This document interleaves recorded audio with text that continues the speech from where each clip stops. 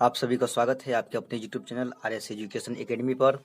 आज की इस वीडियो में हम लोग प्रश्नावली 1.2 का क्वेश्चन संख्या 5 पढ़ने जा रहे हैं। तो वीडियो को अंत तक देखिएगा।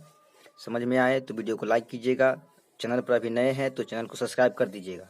चलिए देखते हैं क्वेश्चन संख्या 5 क्या कह रहा है।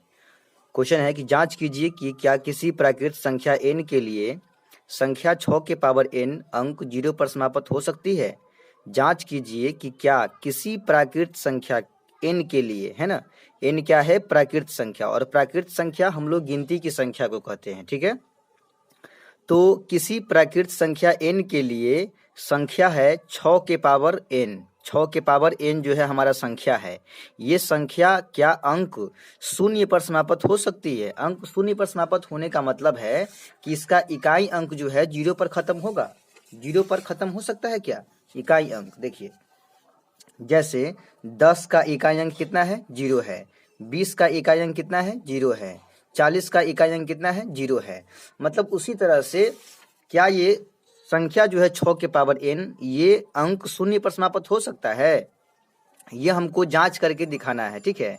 जहां पर n क्या है, n है प्राकृत संख्या, और प्राकृत संख्या किसे कहते हैं तो गिनती की संख्या को कहते हैं। आइए देखते हैं क्वेश्चन हल करते हैं। चलिए हल सबसे पहले यहां लिखेंगे, चूंकि गिनती की संख्या को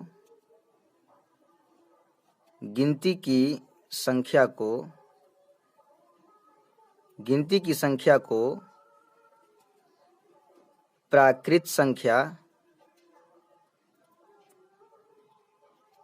कहते हैं, ठीक है। गिनती की संख्या को हम क्या कहते हैं, प्राकृत संख्या। तो n क्या है, इसमें n जो है ना प्राकृत संख्या है, मतलब गिनती की संख्या है। तो इसीलिए ये जो n है वो n के बराबर क्या हो जाएगा, गिनती की संख्या। मतलब 1 हो जाएगा, 2 हो जाएगा, 3 हो जाएगा, 4 हो जाएगा, है ना। और इसी तरह से गिनती की संख्या जो है ना अनंत तक होता है। तो 1 से लेकर 1 2 3 4 5 6 इसी तरह से आगे बढ़ते जाएगा। तो n क्या है, गिनती की संख्या। प्राकृत संख्या बोले तो गिनती की संख्या। चलिए संख्या क्या है हमारा, संख्या हमारा है 6 के पावर n, ये हमारा संख्या है, ठीक है। अब इसी में क्या करेंगे कि n के जगह पर 1 रख के हमको जांच करना है ना कि ये जो संख्या है 6 के पावर n, ये अंक 0 पर खत्म होगा कि नहीं होगा।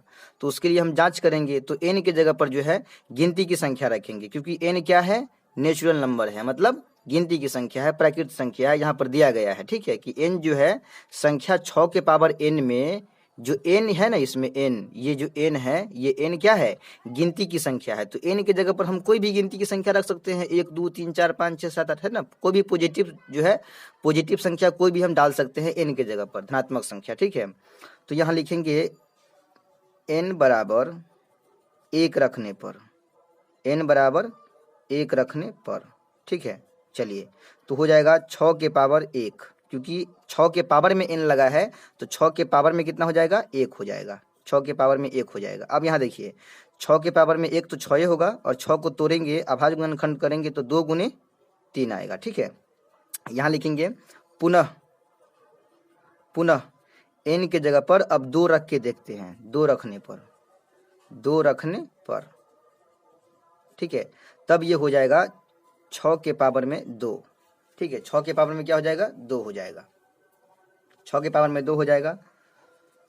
तो 6 के पावर 2 को हम लिखेंगे 6 36, और 36 को तोड़ेंगे तो 2 गुने 3 आता है ना। मतलब 2 गो 2 आया और 2 गो 3 आया। इसी तरह से हम n की जगह पर 3 भी रख सकते हैं। n बराबर 3 रखने पर तब ये हो जाएगा 6 के पावर में 3, और 6 का घन करेंगे तो 216 होगा, ठीक है। और फिर 216 को तोड़ेंगे हम, देखिए 216 का अभाज्य गुणनखंड यहाँ करते हैं, 2 से तोड़ेंगे, 2 1 2, 2 8 16, ठीक है। फिर 2 से तोड़ेंगे, 2 5 10, 2 चौका 8, फिर 2 से तोड़ेंगे, 2 दूना 4, 2 7 14, फिर 3 से तोड़ेंगे, 3 9 27, फिर 3 से तोड़ेंगे तो 3 3 9, मतलब 3 गो 2 आता है और 3 गो जो है ना 3 आता है। 3 गो 2 और 3 गो 3 आया। अब इसमें अब गौर से देखने वाली बात क्या है, गौर से इसमें देखिए कि जब n का मान 1 रखे हैं और तब इसका गुणनखंड जो किए हैं अभाज्य गुणनखंड, तो क्या आया है, एगो 2 आया है और एगो 3 आया है। जब n के जगह पर 2 रखे हैं तो इसका संख्या जो होता है वो 36 बनता है। 6 का वर्ग करेंगे 36 होगा। तब इसके अभाज्य गुणनखंड में 2 गो आया है और 3 क्या गो आया है, तो 3 भी 2 गो आया है। जब n का मान 3 रखते हैं यानी 6 का घात अगर 3 करते हैं तो 216 आता है। 216 का जब अभाज्य गुणनखंड करते हैं तो 3 को 2 आता है और 3 को जो है ना 3 आता है। तो देखिए जितना घात हम बढ़ा रहे हैं उतना केवल अभाज्य गुणनखंड में 2 बढ़ रहा है और 3 बढ़ रहा है। अगर हम n की जगह पर 4 रखते हैं, n की जगह पर 4 रखते हैं तो 6 के घात 4 हो जाएगा और फिर उसका जो हम मान निकालेंगे, गुणनखंड करेंगे अभाज्य गुणनखंड, तो 4 को 2 आएगा, 4 को 3 आएगा। देख रहे हैं ना कि 3 रखने पर, घात 3 रखने पर 3 को 2 आया और 3 को 3 आया। घात 2 रखने पर 2 को 2 आया, 2 को 3 आया और घात 1 करने पर 1 को 2 आया, 1 को 3 आया। मतलब आप इसका घात कुछ भी रख दीजिए, 6 के घात कुछ भी रख दीजिए, इसके जो अभाज्य गुणनखंड होगा उसमें केवल 2 3 ही आएगा। 2 3 के अलावा कोई दूसरा आ ही नहीं सकता है। समझ रहे हैं ना, 2 3 के अलावा कोई भी इसके अभाज्य गुणनखंड में नहीं आ सकता है। ठीक है, चलिए अब हमको क्या करना है, हमको बताना यही ना है कि क्या 6 के पावर n जो है संख्या, ये अंक 0 पर समाप्त हुआ कि नहीं। तो अब हम निष्कर्ष पर निकल चुके हैं, इसके निष्कर्ष पर निकल चुके हैं। देखिए निष्कर्ष क्या है, तो आपको बता दें कि कोई भी संख्या यदि 0 पर समाप्त हो सकता है तो समझ जाइएगा कि उसके अभाज्य गुणनखंड में 2 और 5 होनी चाहिए। यहाँ जो अभाज्य गुणनखंड कर रहे हैं ना, तो क्या आ रहा है, 2 3 आ रहा है ना। घात कुछ भी रख रहे हैं हम तो भी इसका जो अभाज्य गुणनखंड है वो केवल 2 3 ही आ रहा है। लेकिन अंक गणित कहता है कि अगर कोई संख्या 0 पर समाप्त हो सकता है, मतलब उसका इकाई अंक जो है 0 पर खत्म हो सकता है, तो समझ जाइएगा कि उस संख्या का जो अभाज्य गुणनखंड होगा उसमें 2 और 5 जो है अनिवार्य है। 2 और 5 जो है अनिवार्य है, 2 5 के अलावा कोई दूसरा आना ही नहीं चाहिए। लेकिन ऐसा यहाँ पर देखने को नहीं मिलता है। जब इस संख्या का अभाज्य गुणनखंड करते हैं, घात कुछ भी रख देने के बाद, कुछ भी घात रख दीजिए, प्राकृत संख्या में घात होना चाहिए, क्योंकि n क्या है, प्राकृत संख्या मतलब गिनती की संख्या। तो n के स्थान पे आप कुछ भी रख दीजिए, घात 2 4 6 10 12 11 9 8 कुछ भी रख दीजिए घात, और तब घात रखने के बाद जब उसका अभाज्य गुणनखंड करेंगे तो अभाज्य गुणनखंड में केवल 2 और 3 ही आता है। इसीलिए हम कह सकते हैं कि संख्या जो है 6 के पावर n, ये संख्या अंक 0 पर समाप्त नहीं हो सकता है।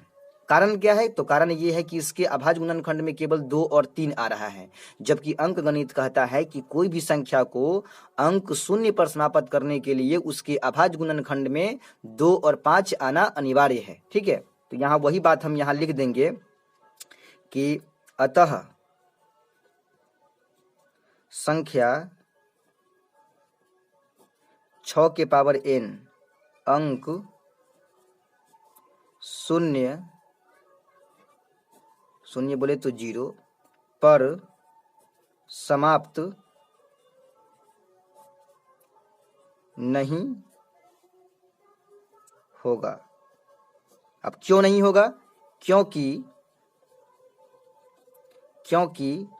अंक गणित के आधार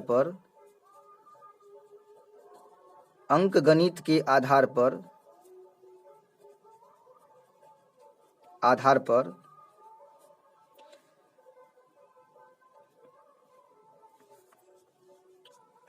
इसके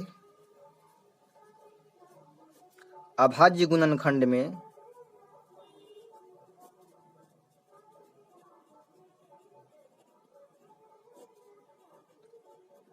2 और 5 आनी चाहिए।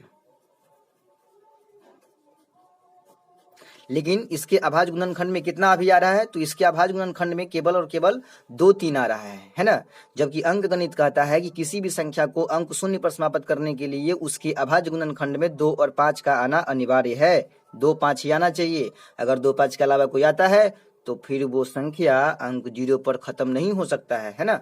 चलिए, तो उम्मीद करते हैं कि आप लोग को समझ में आया होगा। अगर समझ में आ गया है तो चैनल को सब्सक्राइब कर दीजिए, वीडियो को लाइक कीजिए।